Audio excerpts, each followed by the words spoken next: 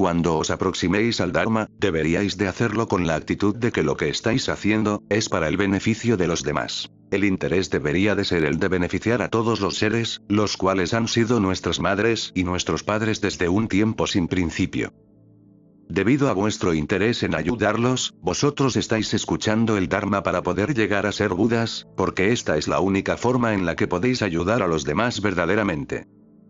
Pero cuando escucháis el Dharma, estad atentos, no alberguéis malos sentimientos o perturbaciones emocionales. Deberíais escuchar como quien está esperando por algún tipo de cura para una dolencia que está con nosotros intrínsecamente todo el tiempo. Cuando escuchamos el Dharma, deberíamos de estar libres de cualquier sentido de ordinariez, esto es, no pensamos más en este mundo lleno de afanes, en este mundo en el que vivimos, sino que imaginamos que estamos escuchando el Dharma en la presencia de un Buda cuya esplendorosa forma está brillando ante nosotros, que el lugar en el que estamos es un hermoso prado lleno de luz, con flores, con fragancias en el aire, y que nosotros no nos encontramos en nuestra forma corporal, sino que todos estamos en la forma iluminada, en la forma del Bodhisattva, en la que nada es lastrado por el contacto, por la sustanciabilidad, y en la que todo aparece como magia, fresco y asombroso, como en un sueño claro. Si escuchamos el Dharma teniendo estas ideas en nuestra mente, lo entenderemos y lo practicaremos. Lo que ahora os voy a contar, no es algo que provenga de mí. No es un producto de mi imaginación, sino que me lo han enseñado muy grandes maestros, personas muy maravillosas, que representan una tradición viva de estudio y de realización, que se remonta en el tiempo hasta hace unos 2500 años. Me gustaría compartir parte de esta tradición con vosotros, porque creo que estas enseñanzas son muy valiosas, muy importantes, y por esta razón, espero que escuchéis con mucha atención. Hay unos 3.000 millones y medio de personas viviendo en este mundo ahora mismo, si es que mi estimación es acertada, y la mayor parte de ellos tienen muy poco interés verdadero por ningún tipo de religión.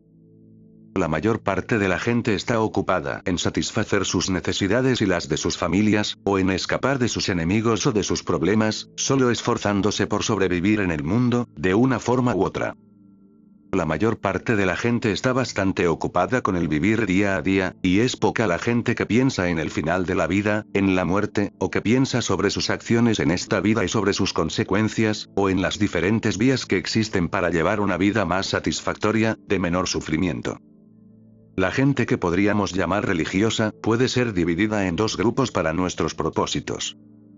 La mayor parte de la gente religiosa, básicamente, se ven como existiendo en una relación entre Dios y el hombre. Y esta relación, según yo creo, se siente habitualmente como siendo, por así decirlo, entre maestro y servidor, o incluso entre amo y esclavo.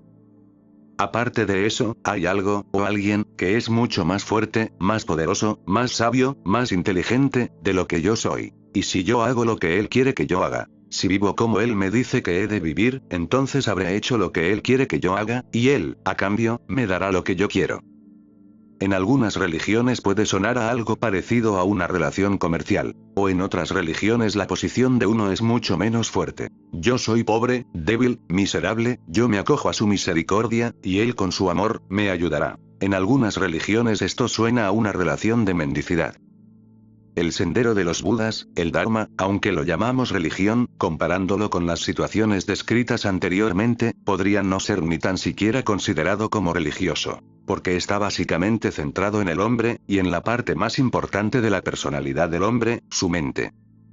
Podemos describir el sendero de los Budas como el entrenamiento de la mente. Como cualquier persona, yo tengo ciertas habilidades, hay cosas que puedo hacer. Y si hay ciertas cosas que yo quiero hacer, mi mente, como controlador de mi cuerpo y de mi habla, necesita entrenamiento para proporcionarme lo que yo quiero. Ahora, todo el mundo puede entender que si quiero ser contable, tendré que hacer un curso de contabilidad. Si quiero aprender francés, tendré que estudiarlo. Pero los budistas sostienen que la cosa más útil que yo puedo aprender es saber cuál es la verdadera naturaleza del mundo, y este es el curso que yo he de hacer. El entrenamiento de la mente que proporciona la consciencia directa, a través de la visión penetrante, de la verdadera naturaleza, es la meditación. En la enseñanza de los Budas todo tiene que ver con el entrenamiento de la mente, y es una enseñanza difícil y compleja de explicar. El origen de las enseñanzas que ahora conocemos como Dharma, que significa la ley, o el sendero, es el Buda llamado Gotama, el sabio del clan de los Sakya, el cual fue llamado Sakyamuni, un Buda, o persona iluminada, que alcanzó la completa iluminación en India, hace 2500 años, tras un periplo que comenzó con su determinación de buscar la iluminación para ayudar a todos los seres sintientes. Basándose en esa determinación, él practicó el entrenamiento de la mente, y cultivó las cualidades positivas que dieron como resultado su perfecta iluminación como un Buda. Durante su vida él enseñó el Dharma a través de India. Si consideramos cómo acercarnos a su enseñanza, esta puede ser resumida en un solo verso. A través del apego uno está atado, a través del desapego la libertad llega a ser completa. Estas dos líneas pueden ser vistas como ampliadas en las 4 verdades. Hay sufrimiento. El sufrimiento surge de lo emocional. La causa del sufrimiento, que es emocional, puede ser eliminada. Hay un sendero para que esta eliminación tenga lugar.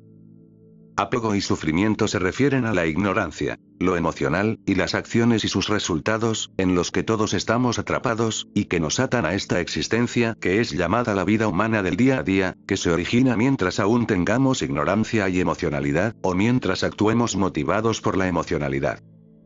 Sin embargo, cuando estamos libres de la ignorancia, llegamos a la realización plena de la naturaleza de la realidad, de forma que ya no hay ninguna base más para la emocionalidad, y entonces solo hay libertad. Libertad respecto a cualquier compulsión o fuerza, y uno ha alcanzado el logro de la iluminación, de la budeidad. ¿Qué significa para un individuo el practicar, o el seguir las enseñanzas del Dharma de los Budas? Primero, significa que tiene cierta orientación. Segundo, significa que él aprende, o comienza a apreciar, una cierta aproximación a la comprensión de lo que es la vida.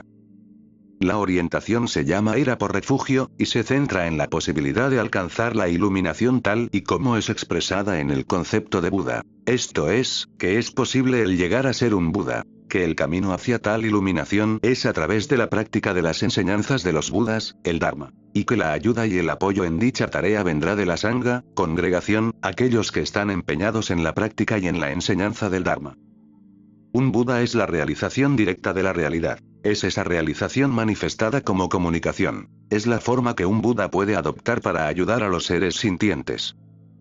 El Dharma es ambos, experiencia y aprendizaje. Es aprendizaje en el entrenamiento de la moralidad ética, es el entrenamiento en la concentración, es el entrenamiento en la sabiduría y en la comprensión, y es la experiencia directa de la realización de la realidad. Las sanghas son personas que pueden servirnos como guías, y como apoyo para quienes desean llegar a ser un Buda. Y una persona que está practicando el budismo toma estas referencias como la base para su forma de llegar a la comprensión, para su práctica, y de alguna forma, para su vida. Un budista, cuando está orientado hacia la práctica, toma refugio en el Buda, el Dharma y la Sangha. Cuando comienza a aproximarse a lo que es el mundo, este puede ser definido con 4 afirmaciones. Todos los fenómenos compuestos son impermanentes, toda emocionalidad es sufrimiento, todos los fenómenos carecen o están vacíos de una existencia inherente, y la trascendencia del sufrimiento es paz. ¿Cómo podríamos explicar la posibilidad de alcanzar la iluminación, el proceso de la iluminación? Existe el potencial para la iluminación, llamado naturaleza de Buda. Existe la base para el logro de la iluminación, que es esta existencia como ser humano. Existe el factor contribuyente del contacto con un maestro espiritual. Y los medios, que son las instrucciones de ese maestro. Existe el resultado, que es la budeidad. Y existe la actividad continua, que es la manifestación de la iluminación, la cual trabaja por el bienestar de los demás. Estos 6 elementos de la iluminación muestran la verdadera posibilidad de que uno puede llegar a ser un Buda, y el concepto fundamental se encuentra justo al principio. El concepto de naturaleza de Buda, la semilla de la budeidad. Tenemos que reconocer que tiene que haber algún potencial dentro de nosotros si es que es posible que nosotros podemos llegar a ser un Buda.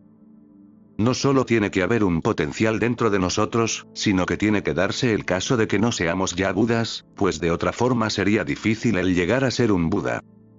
Si no hubiera naturaleza de Buda, estaríamos atrapados en el ciclo del sufrimiento sin ninguna posibilidad en absoluto de alcanzar la libertad. Continuaríamos sufriendo los dolores y las frustraciones de la existencia que experimentamos ahora, y este proceso no podría tener un final. No habría nada que pudiéramos hacer al respecto. Pero no es este el caso, puesto que mucha gente ha llegado a iluminarse, han llegado a ser Budas. Por otro lado, tampoco es cierto que nosotros estemos iluminados ahora, porque nosotros experimentamos dolor y frustración, y un Buda está completamente libre del dolor y de la frustración. Por lo tanto, ¿cómo vamos a entender ese potencial? La naturaleza de Buda, en esencia, es la propia mente. Una vez que es reconocida como tal, entonces eres un Buda. Y mientras esto no sea reconocido, hay sufrimiento. Una cita de las escrituras dice, la mente de los seres sintientes es el mismo Buda, solo ocurre que está nublada e ignorante. Cuando esta ignorancia y esta falta de comprensión son eliminados, está presente el Buda. En un sentido, esto es lo mismo que decir que cada uno de nosotros es un Buda, solo que aún no lo hemos realizado. Tan solo nuestra ceguera, nuestra emocionalidad, e ignorancia, nos impiden el realizar esto. Para entender esto con más claridad, quizás sería de ayuda el investigar qué queremos decir con la palabra mente. Existen varias palabras para denotar mente. La mente como un complejo de actitudes. La mente como un complejo de emociones. Y la mente como una función de consciencia. Cuando consideramos todo el abanico de la actividad mental, tenemos que considerar 6 cosas. En primer lugar, nosotros somos conscientes de lo que vemos, de lo que tocamos, de lo que gustamos y olemos, y somos conscientes de nuestros propios pensamientos. Así pues, existen 6 aspectos de la consciencia. A estos 6 aspectos, podemos añadirles otros 2, la mente como emocionalidad, esto es, la ignorancia esencial que está presente en la mente. Y también la mente como sabiduría primordial, algo que es consciente de, o que conoce eventos. Esto es lo que verdaderamente llega a ser, lo que verdaderamente llamamos el potencial de la budeidad, la naturaleza de Buda. El hecho de que la mente es simplemente consciente de las cosas. Yo pienso que podemos reconocer que hay una diferencia entre cómo funciona la consciencia que percibe los objetos, y el funcionamiento de la consciencia de los pensamientos. Con esto quiero decir que la consciencia que percibe los objetos, no discrimina. Nosotros solo vemos un objeto, y en la verdadera forma de la consciencia de la visión que percibe ese objeto, no existe un concepto de bueno o de malo, o de es bonito, o de no me gusta. Solo es la consciencia de que se está viendo. De la misma forma, cuando escuchamos un sonido, hay simplemente la consciencia del sonido, sin ninguna discriminación o sin ninguna adscripción respecto a la naturaleza del sonido, no considerándolo ni agradable, ni desagradable. Lo mismo sucede con respecto al gusto, al tacto, y al olfato. Por lo tanto, estas formas de consciencia pueden estar libres de discriminación. Sin embargo, estas no son la naturaleza de Buda. La discriminación, el pensamiento discursivo, es el asiento del pensamiento emocional. Son todos los pensamientos que tenemos. Por ejemplo, hace demasiado calor fuera, hoy está frío, me gusta esto, no me gusta esto, me atrae aquello, no quiero eso, no entiendo esto, ¿qué está pasando allí? Todos estos pensamientos, y hay una infinidad ilimitada de ellos, son el asiento o el dominio de la consciencia mental. Nosotros somos conscientes de esos pensamientos, de que podemos observar la cosa sobre la que estamos pensando, de los pensamientos que tenemos respecto a los objetos que percibimos. Pero esta consciencia tan tremendamente activa tampoco es la naturaleza de Buda. Y si podemos emplazar nuestra mente, de forma que no tenga lugar la percepción, y de forma que no se produzca el pensamiento discursivo, aún así hay una sensación de yo soy, de yo existo, y nos vemos a nosotros como siendo algo. Y es este sentimiento del yo el que es la causa de la emocionalidad, la causa de nuestro propio interés. Sin embargo, cuando nos ponemos a buscarlo, no podemos encontrar lo que es el yo. Y aún así sentimos que está muy presente. Y este aferramiento al yo, debido al hábito, o instintivo, esta pseudo-consciencia de un yo, es lo que podemos llamar el aspecto emocional de la consciencia. Y suponed que la mente llegara a estar tan aquietada que incluso la sensación de un yo hubiera desaparecido. Entonces, no hay nada que sea aprehendido. No hay color, ni substancia, ni ningún tipo de forma. Sin embargo, hay una claridad. No hay un aferramiento al yo y a lo mío, solo hay una brillante claridad, y hay una total libertad, una total falta de obstáculos de cualquier tipo, una total ausencia de cualquier tipo de impedimento dualístico. Y esto, que es claro, vacío, y sin obstrucciones, es la sabiduría primordial. Si uno reconoce la sabiduría primordial tal y como es, si hay una realización directa de esto, la ignorancia se desvanece y uno comprende. Pero mientras tanto esto no sea reconocido tal y como es, existe la ofuscación, y, por tanto, todo lo que sucede, para bien o para mal, lo hace libremente, porque no está presente una comprensión de lo que verdaderamente está sucediendo. Por lo tanto, cuando esta sabiduría primordial es realizada, llega a la budeidad. Y cuando no es realizada, es la causa de la existencia diaria. Es como una joya en un barrizal. Una joya que esté cubierta de barro no brilla, no parece que arda un fuego dentro de ella, pero cuando la sacamos del barrizal y la lavamos, recobra su luz, arde con su fuego interior. Este reconocimiento también se parece a un poco al oro en la tierra. El oro no está visible, y no vemos el oro en su mena directamente, pero si cogemos el oro, lo fundimos, y lo refinamos, entonces el oro llegará a ser muy evidente y relucirá en su estado puro. Podemos repasar lo que hemos estado tratando, distinguiendo entre tres aspectos de la mente. Está la mente misma, la cual correspondería a la sabiduría primordial, el simple acto de conocer. Esta mente es clara, vacía, y sin impedimentos. También está la mente como una actitud emocional, la cual sería esta actitud o sentimiento de yo soy algo. Y están todos aquellos aspectos de la consciencia. La consciencia como pensamiento, sonido, tacto, vista, etc., los cuales son denominados tan solo como consciencia. Y debería de hacerse una distinción entre el ser consciente de las cosas, el habitual aferramiento a la sensación de un yo, y la mente tal y como es en sí misma. Nuestra labor aquí es el reconocer la sabiduría primordial. Pero incluso aquí tenemos que distinguir, porque dentro de la sabiduría primordial hay algo que es básicamente compuesto, que lleva a los cursos habituales de la acción. Es la consciencia funcionando en su forma ordinaria, y esta es la causa de nuestra vida diaria, de nuestra existencia tal y como la conocemos. Y también está lo que podríamos llamar no compuesto, el aspecto no dual de la sabiduría primordial, y esto es lo que verdaderamente necesitamos realizar. Cuando intentamos determinar qué es, estamos llevados a considerarlo como simplemente nada, como estando vacío. Simplemente no hay nada que pueda ser aprehendido ahí. Sin embargo, si es considerado solo como vacío, entonces se ha cometido un serio error. Porque si de hecho fuera simplemente vacío, esto es, si no hubiera nada, entonces ¿de dónde podría venir cualquier acción posible? ¿De qué podría surgir? ¿Cuál sería el concepto de acción si no hubiera nada que fuera su origen? Sería lo mismo que esperar que el cielo hiciera alguna labor, simplemente no hay nada en el espacio, por lo tanto, el espacio es totalmente impotente, no hay nada allí que actúe. Por lo tanto, esta sabiduría primordial, en su aspecto no compuesto, no es simplemente la nada, no está simplemente vacío, existe una claridad la cual podría ser denominada como una inmediatez. Esta vacuidad y claridad son de hecho idénticos. Sin embargo, no hay nada que pueda ser aprehendido conceptualmente. Y por esto es por lo que decimos que esta esencia de los fenómenos, al cual es un sinónimo de la mente misma, está separada totalmente de cualquier concepto, de cualquier proceso de conceptualización. El gran maestro budista tibetano Taranatha ha dicho, uno debe de distinguir entre mente y la mente en sí misma. La mente es simplemente consciencia, es la base de la vida como sufrimiento. Pero la mente en sí misma es la esencia de lo que verdaderamente existe. La mayor parte de la gente simplemente realiza la mente, y sienten que han llegado a alguna realización. Ellos han experimentado la vacuidad y la claridad, pero esto es simplemente la impotencia de la sabiduría primordial, lo cual carece de valor.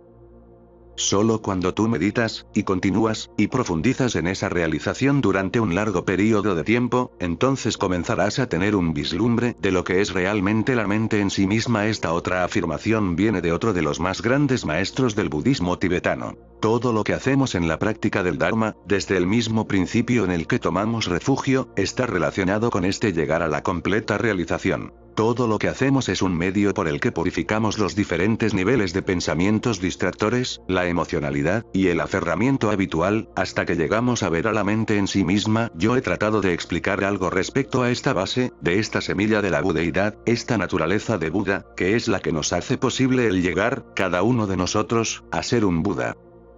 La condición favorable para que podamos llegar a ser tales Budas es la existencia humana que tenemos ahora. es la condición favorable porque es la única forma de existencia en la que tenemos la oportunidad de oír enseñanzas como estas, y de comprenderlas. Esta es la verdadera particularidad de la condición humana, la capacidad de comunicación, y la inclinación hacia la práctica religiosa. Lo que hace posible que nosotros entremos en contacto con esto es el maestro espiritual. Es gracias al contacto con el maestro por lo que llegamos a comprender, a aprender que hay algo que ha de ser entendido. Los medios por los que podemos llegar a esa comprensión son las instrucciones del maestro. Tenemos que ponerlas en práctica si queremos beneficiarnos de ellas. Y esta es una tarea muy ardua. El método comienza con diversos tipos de contemplación, y con varias formas de actuar. Podemos comenzar con el pensar en lo afortunados que hemos sido naciendo como humanos, en la gran fortuna de haber entrado en contacto con las enseñanzas de los Budas, y de lo preciosa que es esta oportunidad. Pensamos en los efectos que nuestras acciones tendrán en nosotros en el futuro, en qué tipos de experiencias se desarrollarán esas acciones. Y pensamos en la presencia, la continua presencia del sufrimiento en cualquier tipo de existencia que esté basada en el apego al yo. Este tipo de contemplaciones nos llevarán a la firme resolución de liberarnos de la existencia del día a día, de eliminar toda la ignorancia y la falta de comprensión. Entonces, continuamos la práctica para desarrollar la compasión y el amor, de forma que tomamos la resolución de alcanzar la iluminación para el beneficio de todos los demás, y sobre esas bases, necesitamos desarrollar la habilidad en la meditación, la habilidad de aquietar la mente, de forma que podamos entender cuál es la naturaleza de los fenómenos. Si vamos a realizar la naturaleza de Buda, esta vacuidad, claridad, y ausencia de obstrucciones, tenemos que entender en profundidad la naturaleza de los fenómenos, la naturaleza del mundo que percibimos, cómo funciona. Y la clave de esta comprensión es el ir eliminando gradualmente el sentido de solidez, de realidad, y de concreción con el que trabajamos ahora en el mundo. Aprender a entender que las apariencias que percibimos no son realmente tan reales como nos gustaría que fueran. Estas apariencias no son no existentes, pero tampoco existen. Este punto de vista es llamado el gran camino del medio, Madhyamaka, y es su comprensión la que nos lleva directamente a la realización de la naturaleza de Buda. Hubo un hombre llamado Atisa, un gran maestro indio, un gran erudito, un gran maestro, uno que llegó a alcanzar una elevada realización. Él fue invitado a enseñar el Dharma en Tíbet, de esto hace unos 1000 años, y cuando llegó por primera vez, se encontró con un número de tibetanos que estaban interesados en aprender más sobre el Dharma. La mayor parte de estas personas ya habían tenido algún tipo de contacto con el Dharma, y por lo tanto Atisa comenzó a instruirlos en el gran camino del medio. Él les dijo: todas las apariencias, todos los fenómenos, todas las cosas que ocurren, son como magia. No poseen ninguna realidad en absoluto, no hay esencia en ninguno de esos fenómenos. Y tras decir esto, él miró a su alrededor, y vio que sus oyentes parecían un tanto perplejos. Así que dijo: dejadme que os explique. En India hay muchos magos, hechiceros, que pueden crear la experiencia de vivir una vida completa. Y entonces él les contó la historia de una joven familia, en la que el marido tenía un amigo que era hechicero, y el marido pensó que le sería muy provechoso el aprender algo de hechicería. Así que invitó a su amigo a que fuera a cenar a su casa un día, y le explicó lo que quería. El hechicero le dijo: bien, quizá, ya veremos. Y mientras estaban sentados comiendo una sopa juntos, el esposo se dio cuenta de que un hombre de apariencia extraña subía por el camino frente a su casa. Llevaba un caballo absolutamente magnífico, un hermoso animal, bastante grande, bien formado, y en cuanto el extraño se acercó, le dijo: ¿cómo te gustaría comprar este caballo? El marido respondió: oh, yo nunca tendría suficiente dinero para poder comprar un animal como ese.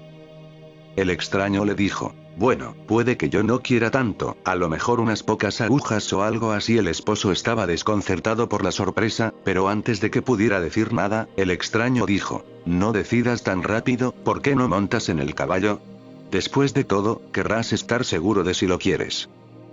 El caballo, sin duda, era un magnífico animal. Galopaba con la velocidad del viento sobre los ríos, y a través de los bosques, a través de las praderas, sobre las montañas. El joven esposo nunca antes había cabalgado sobre un animal tan magnífico. Galopó durante horas y horas.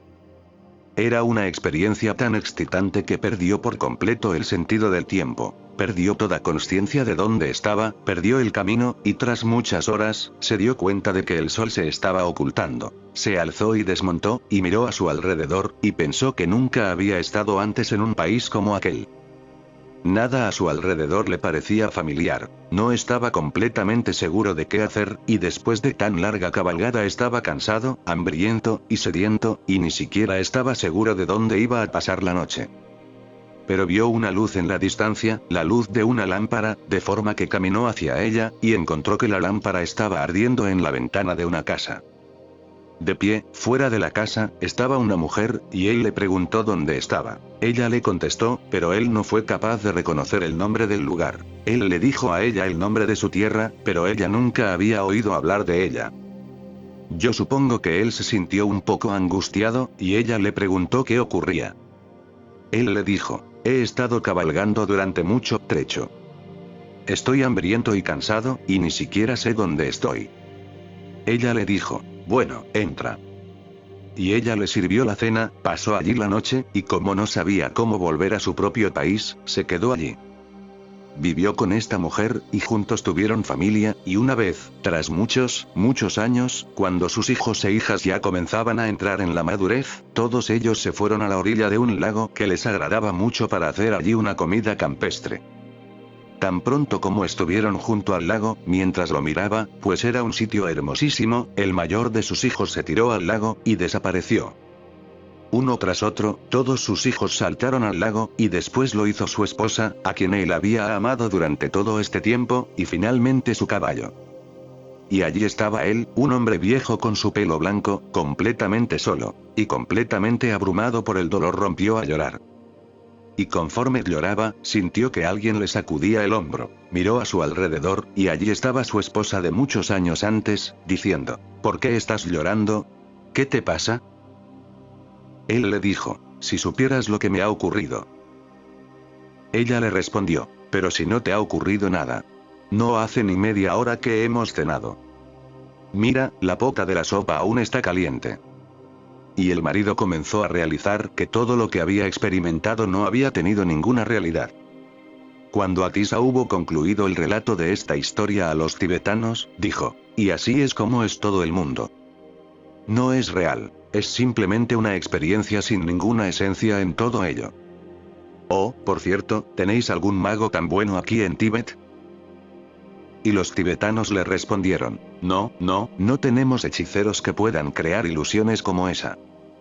Entonces Atisa se sentó muy pensativo durante un minuto, y después les dijo, bien, será difícil el explicar el gran camino del medio aquí, pero bueno, decidme, ¿alguno de vosotros sueña?